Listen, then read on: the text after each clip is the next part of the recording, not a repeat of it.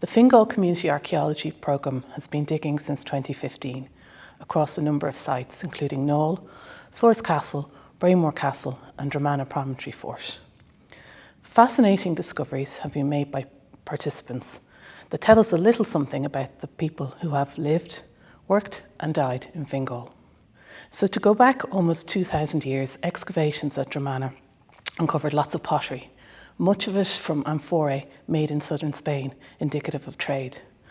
Of more interest is the sherd of mortaria, think pestle and mortar, which is typical of that made in the works depot that supplied pottery materials to the 20th Legion at Chester around 150 AD. Also found were spelt grains. Spelt was not a common cereal at any time in Ireland's past, but is strongly associated with farming in Roman Britain.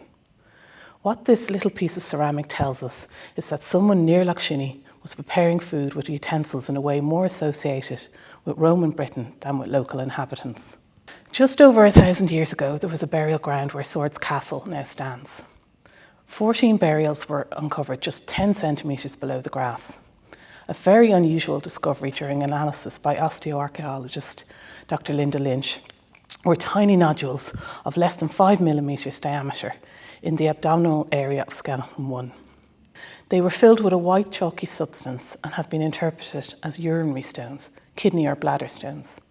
Skeleton 1 is a female of 45 plus years who not only had broken a finger and lived with poor nutrition and joint disease, but suffered the debilitating pain of bladder stones, indicating the trials of life without modern medicine. Also found at Swords Castle were small clay pipes. Sir Walter Raleigh, a noted advocate of smoking, is credited with the introduction of tobacco to Ireland in 1588. As the popularity of smoking grew, so too did the associated industry of clay pipe manufacturing. 2 small decorated clay pipe bowls featuring a ship and cockerel were identified, by virtue of their small size and design, as bubble pipes. In the later 19th century, the use of clay pipes to blow bubbles for children is known from contemporary sources. Miniature pipes were made especially for the purpose, particularly in England and Germany, and were even included with bags of sweets. These pipes represent the losses of children in the castle, or possibly came from the town's refuse used to manure the gardens.